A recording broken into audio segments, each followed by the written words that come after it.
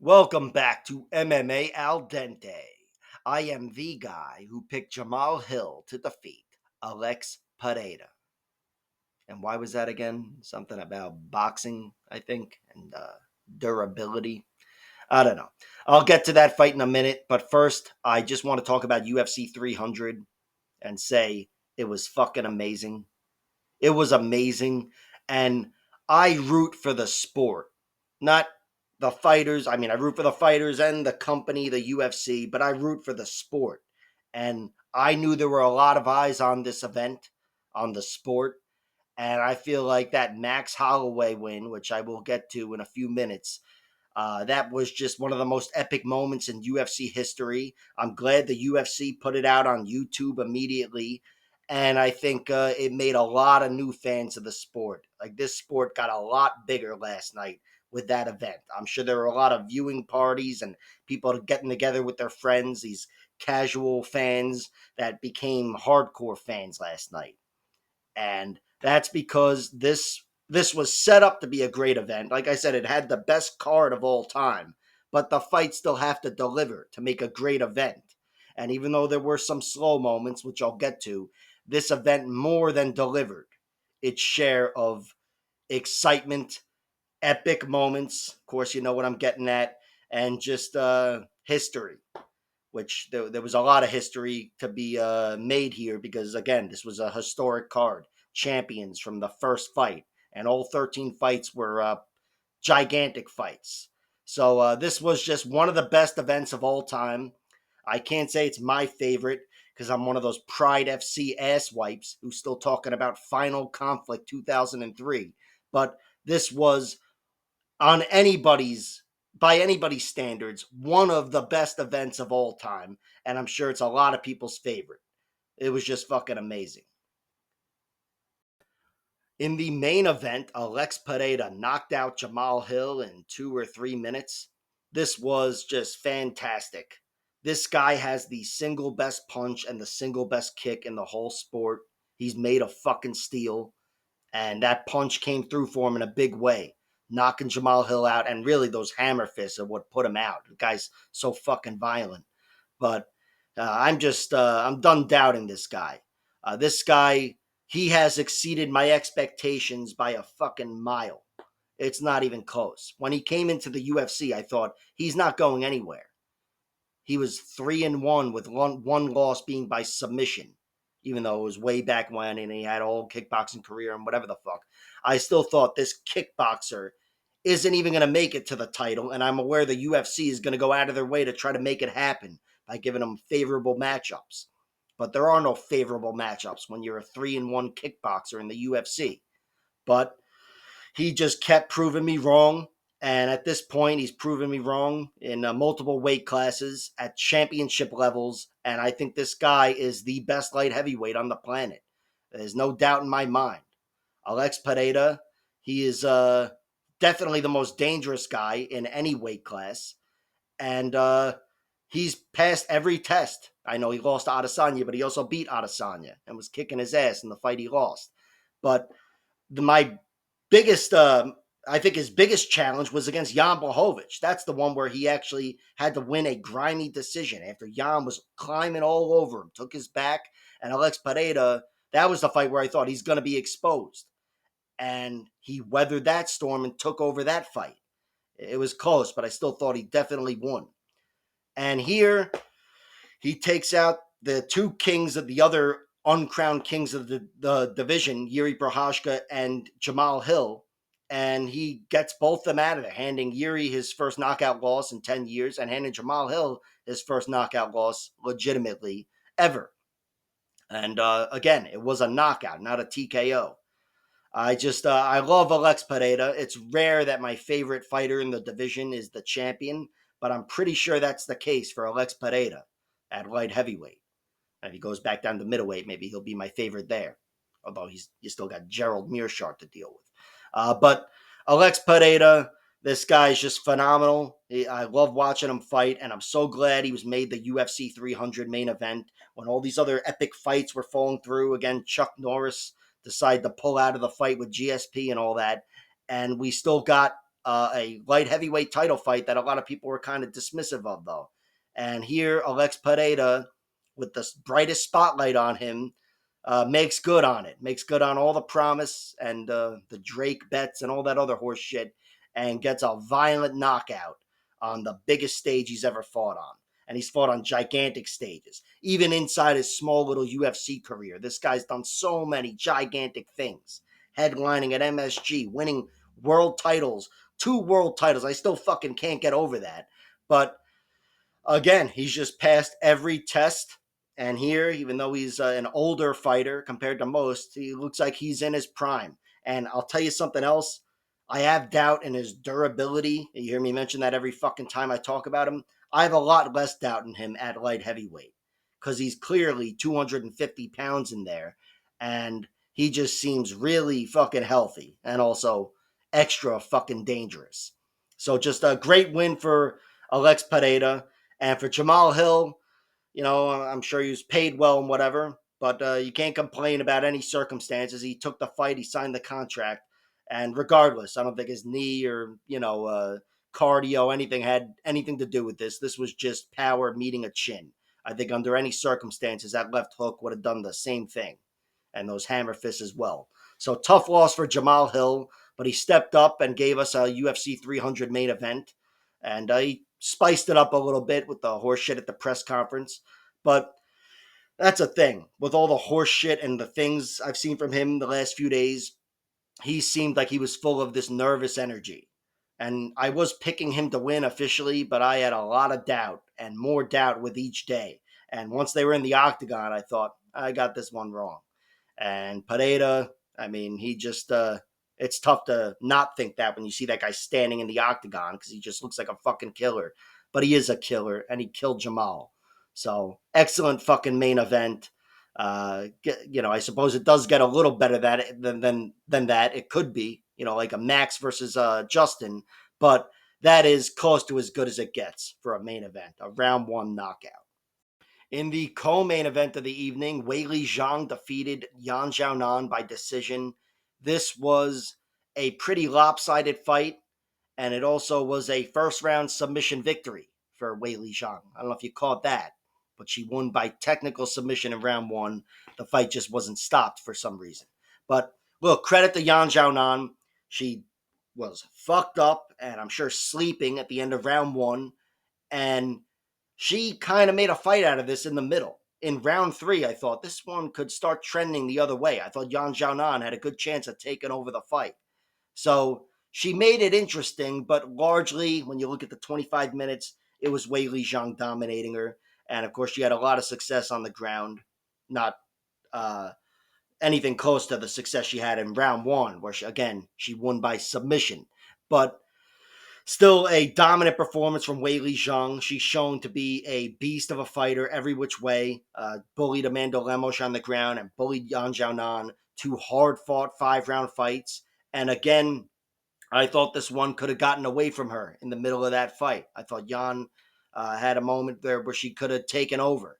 But Weili Zhang insisted on ripping her to the mat, and she, in the end, was largely dominant, like 49-45 dominant.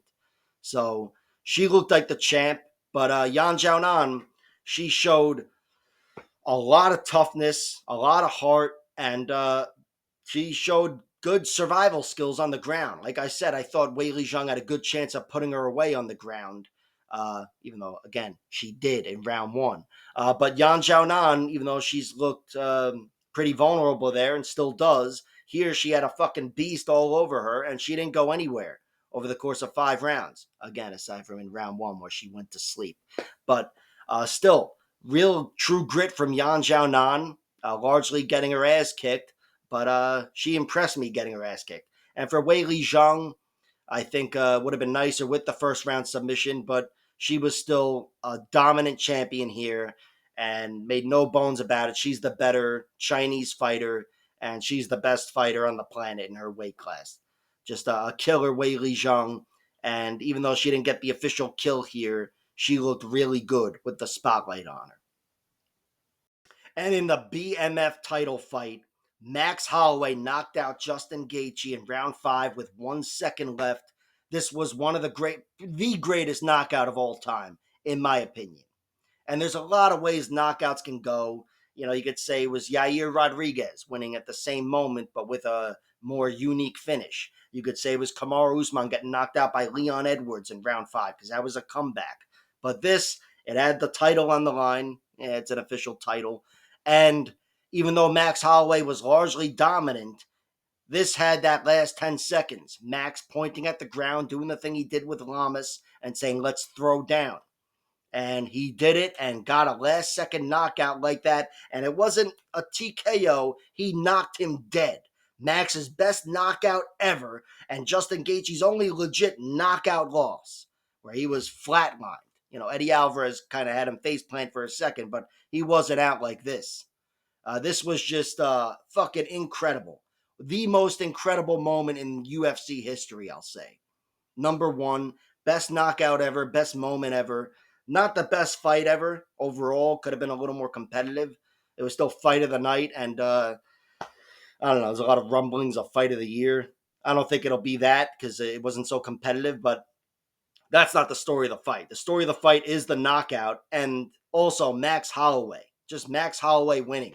Even if he won by disqualification, it would have been an epic victory. But here he wins by 5th round knockout in the most epic fashion possible, and after dominating Justin Gaethje largely. He got dropped in round 4, but I don't think he was even really hurt there. He didn't look hurt at all in this fight, although Dana White said his leg was like this, so I'm sure he's hurting.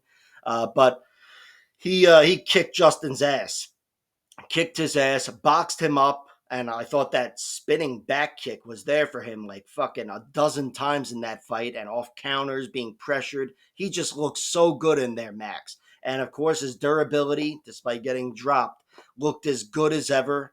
He was in there against a killer in Gaethje, and he definitely took his share of an ass kicking, but mostly dished it out. And this was his finest performance ever. Although you can point to Calvin Kattar and whatever the fuck else. Look, Max has beaten so many great fighters. He's had so many best big moments. This was his best win, his best moment ever. And I don't know. Felt like there should have been something else there. And it was the best his hair ever looked. You doubt me there? But Max had his moment. This was again, I root for the sport. And this was the moment that made thousands of fans last night. I almost said millions, but I couldn't commit to it. This made a ton of new fans. Moments like this are just, this is why MMA is the best sport. There's no sport that can match this. Football, even boxing, other individual sports. MMA is 10 times more exciting. And when the highs of MMA are 100 times better than the highs of any other sport. Yeah, I've seen the fucking Super Bowl where Tom Brady came back with like fucking 5 touchdowns. And I knew I've only seen 20 football games in my life or whatever, but I knew this is a gigantic moment, maybe the greatest game in history. I don't fucking know. But it still doesn't compare with MMA. Doesn't even fucking come close. And this is as good as MMA gets. Max Holloway throwing down, pointing to the center of the mat, pretty much saying, you're going to be there in 10 seconds. And he gave Gaethje a shot. Gaethje needed to. Gaethje should have been doing that to Max. Let's throw down, you pussy. Trying to get him to throw down. Instead, it was Max insisting, hey, let's throw down. I'll give you a 50-50 shot for 10 seconds. I don't think it was 50-50, but theoretically it is. And Max Holloway with that right hook, I mean, he is a guy that will never be known for his power, even if he wins his next 5 fights by knockout. Overall, he's more of a volume guy and whatever.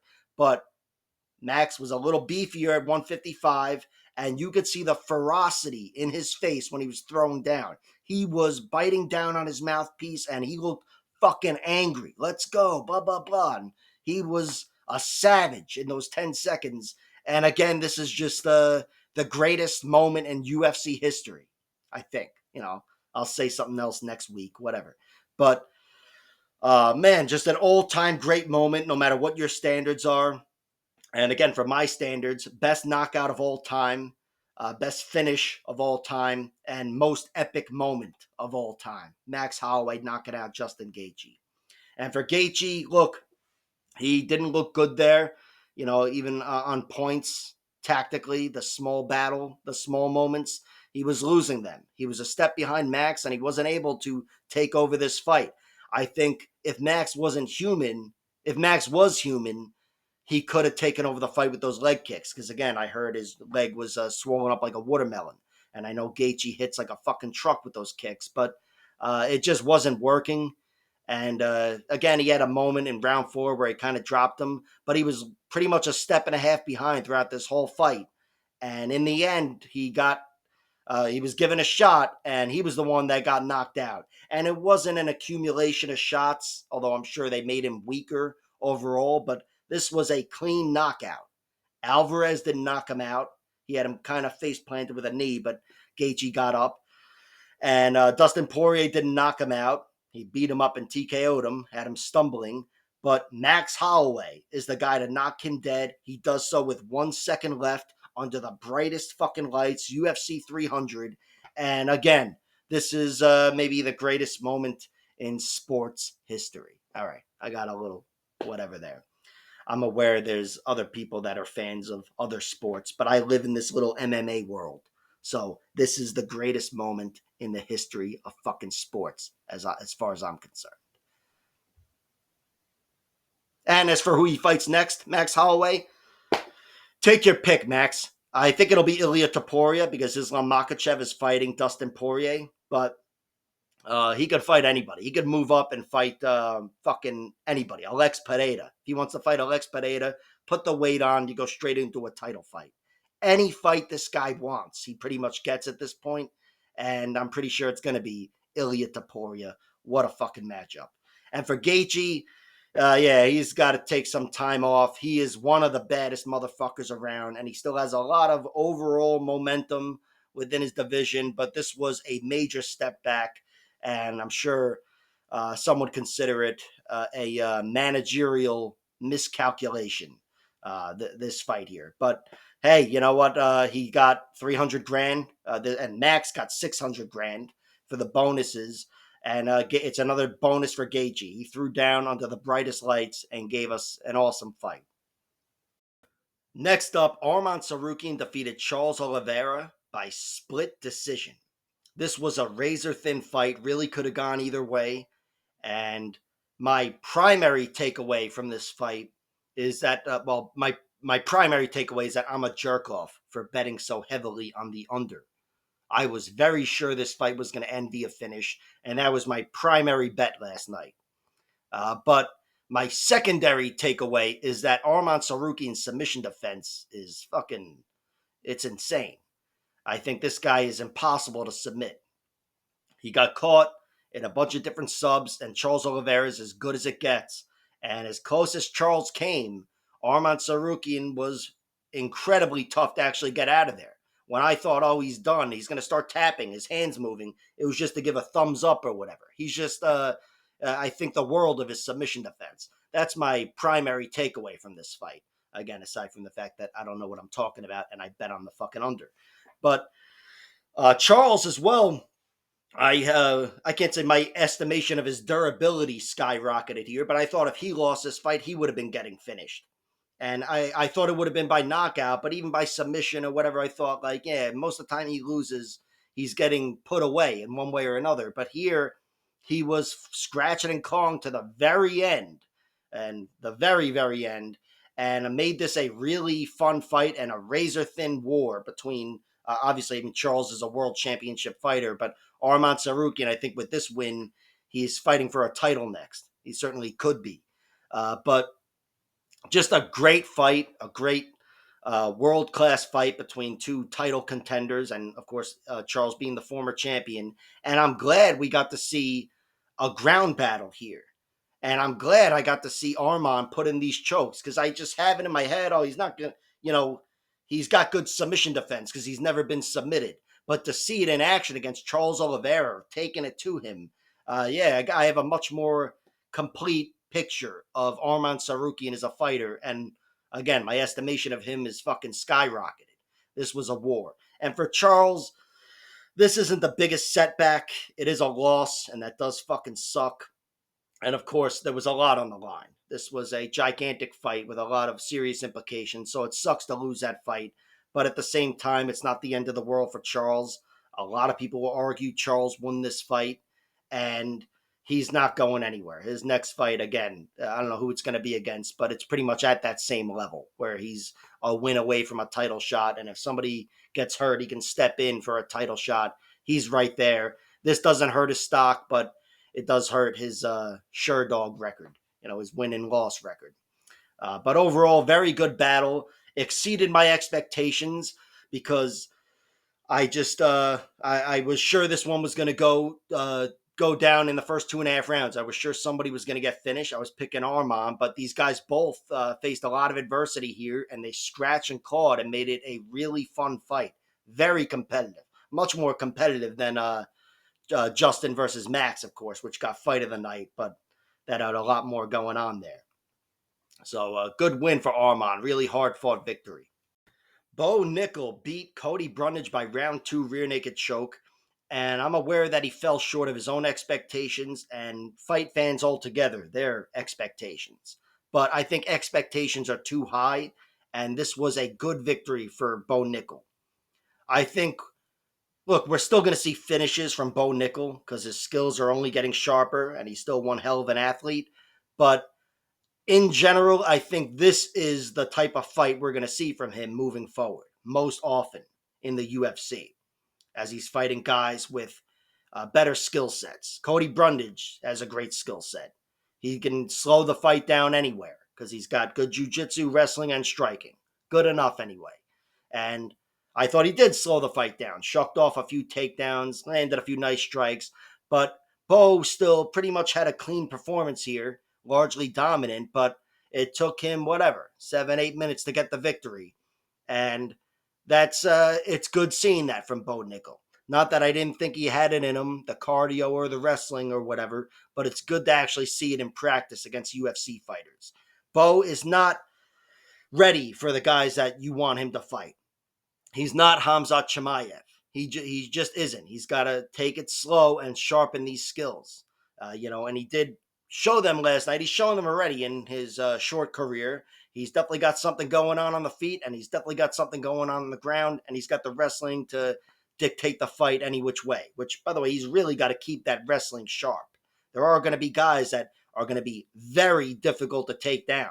I don't think his wrestling is going to be there for him in every fight. It's just a matter of being prepared for when you find yourself in that fight.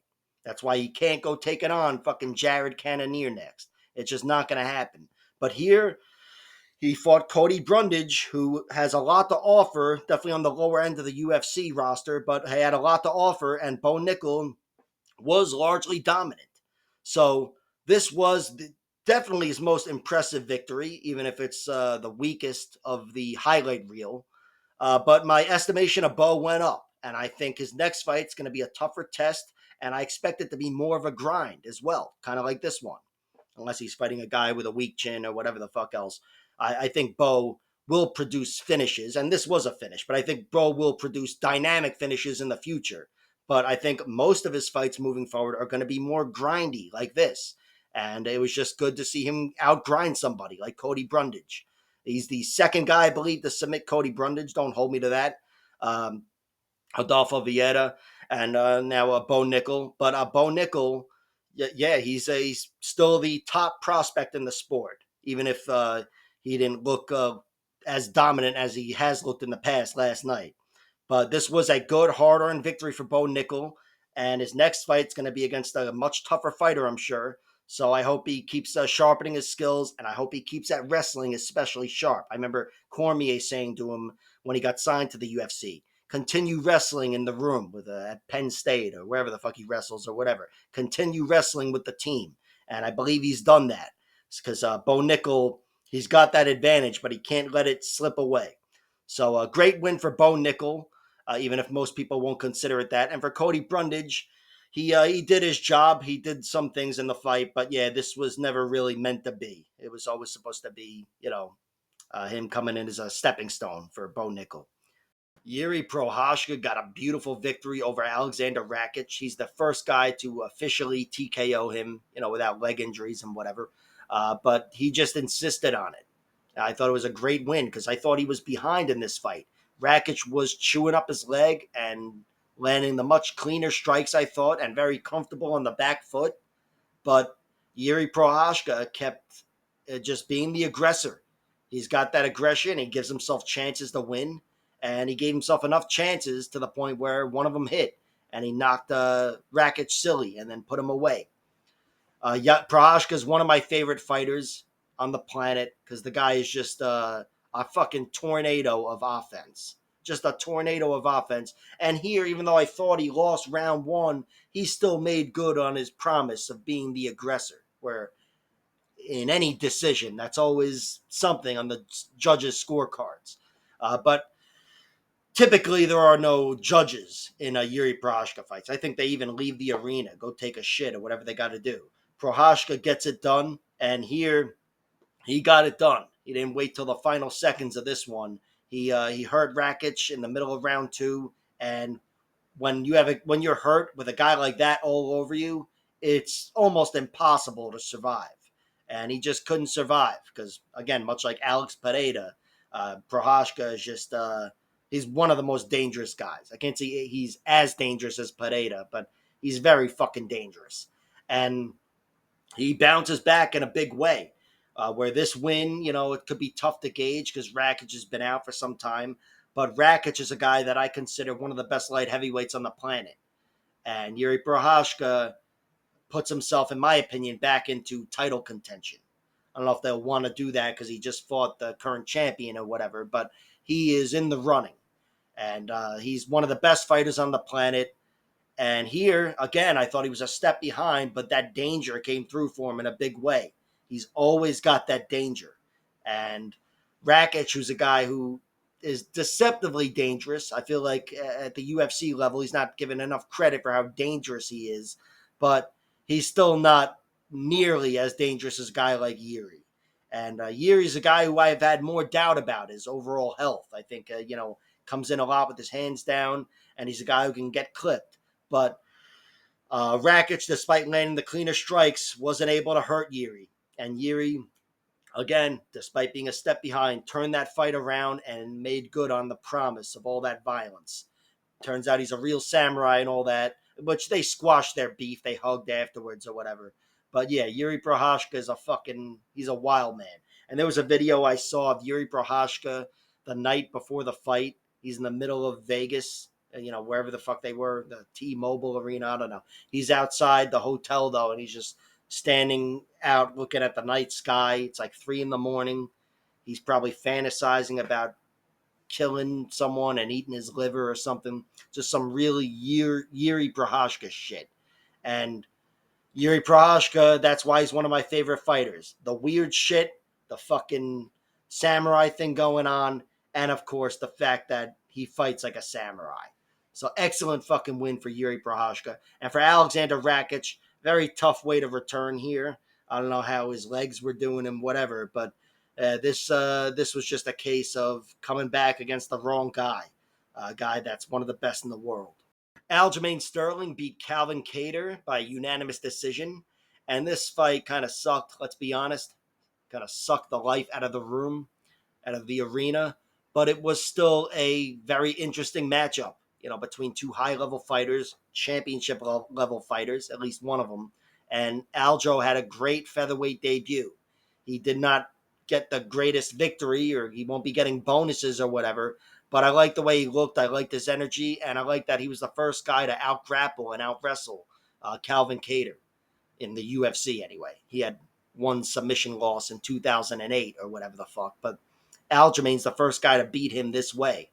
And Kattar, I know he was coming off an injury and whatever, but looked healthy enough in there to me. Just and I can't say mechanically how his fucking knee is doing, but I just thought Aljo was too fast. Even on the feet, striking wise, I thought Aljamain Sterling was leading the dance with his speed, and his entries as far as takedowns were also just as fast. And Kattar was a step and a half behind, and throughout the whole fight, he was just defending. I don't even remember him landing a strike. Maybe a few as he was defending takedowns or whatever. But Aljo was dominant in this fight. Not 10-8 dominant, not the dominant that we're accustomed to seeing when Aljamain Sterling fights, but he was still dominant enough to be the first guy to neutralize Calvin Kattar in this fashion. So all things considered, good debut for Aljamain Sterling, but I still wish he would have been tested more.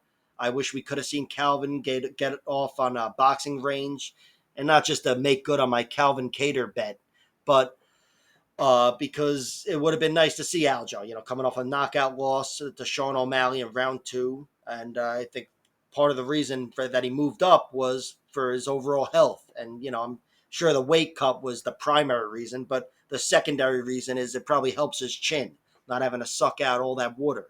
And here, I'm sure he still had a tough enough cut because the guy's a big guy, but he had great energy for 15 minutes. It just wasn't energy. He wasn't tested enough for me to really consider this a great performance, even though I probably used that adjective like 2 or 3 times in this video. And next up, Kayla Harrison makes her UFC debut and largely steamrolls Holly Holm. Holly Holm had a few moments early on, a nice reversal. She got her hips up and reversed Kayla Harrison, but generally this was dominance from Kayla Harrison. First round was halfway to a 10-8 round once it was all said and done, and the second round was on its way to a 10-8 round before she put Holly away. Just dominance from Kayla Harrison. This looked very similar to the majority of her career as an MMA fighter. Most of her fights look like this, some longer, some shorter, but it's always takedown, mount, dominance, and then TKO, submission, whatever. Most of the time submission, but she's just a beast. And here she was too beastly for Holly Holm, and she did so, cutting down to bantamweight. She looked pretty rough at the weigh-in. I mean, she looked good, but I don't know, maybe it was just in my head. I psyched myself out, but must have been rough, but she made the cut, and she beat Holly up largely. Holly, I thought early on, was trying to send a message that she's not afraid of engaging. And it could have been one of those, like, sometimes the best way to get a grappler off of you is to go in and try to bully her. And I thought maybe it was something like that with Holly, but she just engaged with Kayla Harrison, locked herself up, and even with a reversal and whatever happened early on, it was pretty much over from the moment they engaged. But look, it's tough to be the Holly Holm, tough to be the outside kickboxer when you got somebody like Kayla Harrison stalking you. Harrison hits really fucking hard, and she's got great entries and good wrestling entries as well. Not like Ronda Rousey, where she's got whatever. She was really struggling with Holly Holm's physicality in that fight, Ronda. But Kayla Harrison won the physicality battle, as you might imagine, and she's gonna win the physicality battle in every fight moving forward as well, at any fucking weight class. She's just a fucking beast, and Holly's a beast as well, but she's still a striker first and foremost. And I don't attribute this to the mileage or the age. I still think Holly Holm's a really sharp fighter at 40 fuck or whatever she is. But Kayla Harrison, I think, is just that good, where she always would have proven to be a nightmare matchup for somebody like Holly. She's the girl that's such a beast on top that she can be the first girl to really reduce Holly to the desperate striker. I mean, Misha Tate got Holly out of there with a rear naked choke, but Holly was winning that fight. She won 3 rounds in that fight. And Myra Bueno Silva won with a ninja choke, although it's a no contest or whatever happened. But that was not a dominant performance either. Holly was bullying her, winning with physicality on the inside against the cage. But here, Kayla Harrison went through her and did it in a Kayla Harrison type of way, which is pretty much a Nurmagomedov type of performance. Excellent debut for Kayla Harrison. And for Holly Holm, she gave it a good go, but this was never meant to be. Very fucking tough matchup. Diego Lopes TKOs Sodiq Yusuff, and he does so very quickly. This was a fucking amazing performance from Diego Lopes. The guy's just a killer. He's a killer everywhere. He's dynamic on the ground and on the feet, and he hits like a truck. Short uppercuts just floored Yusuff, and then he pounced on him. And he's a guy who, if he smells blood in the water, you're fucking dead. He is a shark. So I don't know who to compare Lopes to, but it's like Charles Oliveira, Jiri Prochazka. somebody like that. He's one of the killers, and he's must-see TV. That was the reason he was booked in this fight, which was, all things considered, probably the lowest profile fight on the card. And he made good on all that and TKO'd him in whatever. I don't even know what the time was, but it wasn't long at all. Sodiq is a guy who has been knocked out once. And like I mentioned in the pre-fight video, it was an arm drag takedown where he was trying to defend. The guy hit an arm drag and he smacked his face on the mat. So he was fucked up from that. It's pretty much like a slam TKO, even though the guy finished it with punches. But here, there was no ifs, ands, or buts, and no bullshit, no asterisk next to this win. It was uppercuts and danger from Diego Lopes. He's must-see TV, this guy, and I don't know if he's going to fight Movsar Evloyev, but, an excellent fucking call-out. I'd love to see them fight again, and of course this time it wouldn't be on a few days' notice for Diego, but that is his only loss in the UFC. That's his only loss. That's one of the best fighters in the world, and he gave that guy hell. So I know I shit on him for some losses he had in the past, especially that one to the guy Elzer Kayev. But Diego Lopes looks like the man in the UFC. And I'm interested in seeing how a competitive fight would go down the stretch with him where everything isn't working for him. But he's a guy that's so fucking dangerous that most time things just work for him. And that's what happened here. Worked for him against Sodiq Yusuff, and he went right through him. Excellent fucking victory. Can't wait to see this guy fight again. I hope he's healthy and they just book him to fight next month. I just want to see this guy fucking fight. And for Sodiq, he probably needs a few months to recover. This was a rough loss, but I still consider him one of the better fighters on the planet. And this definitely hurts his momentum. This, he's coming off the Barboza loss as well, of course. But this one was, he was shattered in a minute here, whatever it was. So he's got to recover, but yeah, he's still got more climbing to do. Renato Moicano, Money Moicano, gets his first TKO victory over Jalen Turner. And he didn't knock him out. It wasn't Jalen Turner's chin that failed him. It was Renato Moicano's jiu-jitsu that failed him, that failed Jalen. And Moicano was hurt in this fight. He was dropped anyway, but Moicano, his wrestling was there for him. I didn't think it would be there for more than one takedown.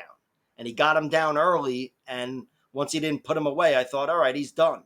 But no, Moicano, even after getting dropped and taking some good punishment from Jalen Turner, and I thought losing the round altogether with the way it ended, he came back strong in round 2 and went right through Jalen Turner. Got him to the ground, and for the first time, didn't finish a fight with a rear naked choke. It's his first finish that isn't a rear naked choke. He's got 10 rear naked chokes and now 1 TKO. And it comes at UFC 300 against Jalen Turner. Fucking awesome victory and awesome chaotic post-fight speech as well from Moicano. The guy is just, he has leveled up so much in the last few years. Leveled up, even going back to the short notice fight he took against RDA and standing tall for 5 rounds like that. Just the guy promotionally has turned such a corner where he's a star. He's a star. His next fight's going to be huge. He could headline a fight night event easily. This fight with Jalen Turner could have headlined a fight night event. But Moicano, he's still climbing, and he's looked as good as ever. And for him to get his first TKO victory under any circumstances, a knockout, ground and pound, a fucking thumb injury, whatever. But for him to get it against Jalen Turner at UFC 300, it was just amazing. And it was a total jiu-jitsu TKO, no mistake about it. It was a full mount TKO, but Moicano, that's his bread and butter, and he showed to be the first guy who can go through Jalen Turner with jiu-jitsu. This isn't a submission loss, so it's not considered a jiu-jitsu loss, but he's the first guy to mount and go through Jalen Turner like this, even though there's one TKO loss earlier in his career that I haven't been able to see. But still, it's a great win for Moicano, and I'm really happy for him. Moicano, I'm a gigantic fan of his. I'm sure you are as well. The guy, you can't understand him because he's rambling like a fucking madman afterwards, but everybody can capture his spirit. The guy's a fucking lunatic and an excellent fighter. Jessica Andrade got a nice victory over Marina Rodriguez. This was a really good win for Andrade. I thought Marina Rodriguez was boxing her up on the feet. And I thought if Andrade wasn't able to change the course of this fight, she was destined to lose it, be a decision or even a late finish. But she changed the course of it. She insisted on making this a physicality battle. And she kind of, I think, caught a lucky break. I forget what happened, but I know it wasn't a legit takedown in round one where she got her to the ground. But once she got her to the ground, she was all over Marina Rodriguez, and she was clearly the stronger woman. But even on the feet, while I thought Marina was better throughout the whole fight at range, Andrade was bullying her, charging at her like Vanderlei Silva, getting in power range, and winning a power battle.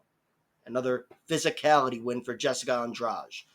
Just really hard fought victory. I did think the fight was pretty close, and I think it was a split decision, but it shouldn't have been a split decision. It was, it should have gone to Andrade. So if you scored it for Marina Rodriguez, I think that's a bad scorecard. Having said that, it was still a close fight, and I thought Marina was still scratching and clawing to the end, and she was uh, looking really tough because Andrade hits harder than Amanda Lemos, and Andrade was getting off on her. But in the end, despite looking tough and despite having a good amount of moments, she definitely got outpointed and bullied largely by Jessica Andrade.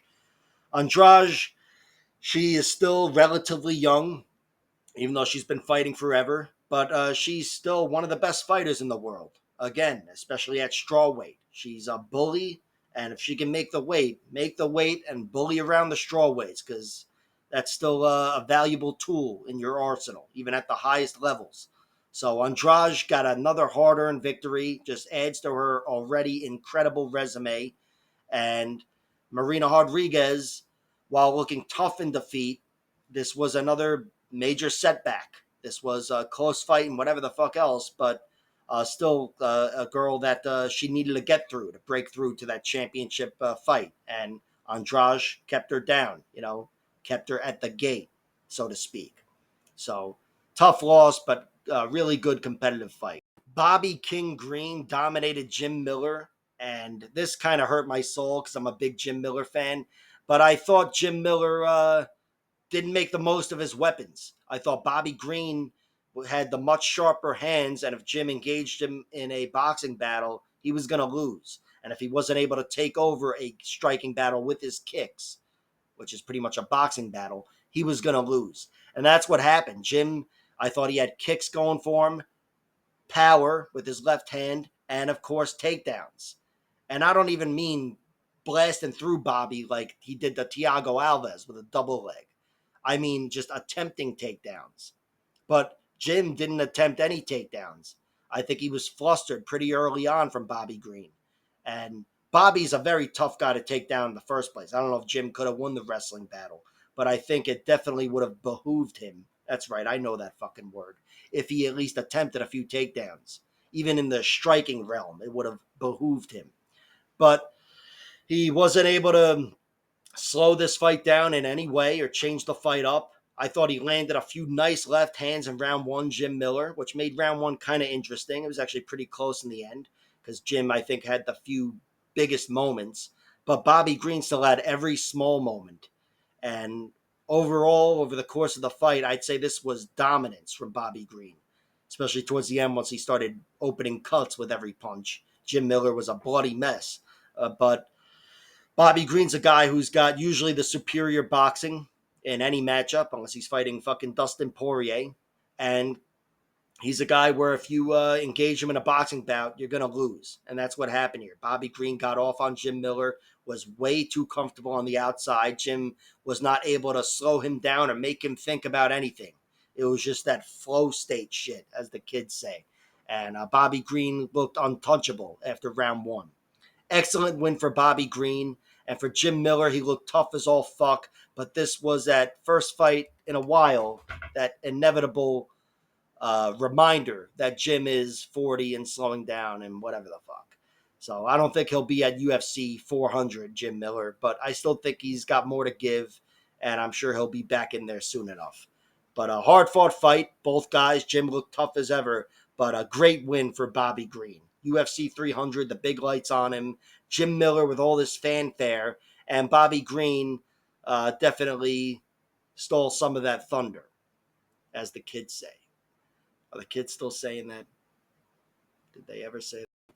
And in the final fight of this video, the main event of this video, Deiveson Figueiredo defeated Cody Garbrandt by submission. This was an incredible victory. This was, I can't say my last pick of all the possible outcomes. My last pick would have been Cody winning by submission, but this was my second last pick.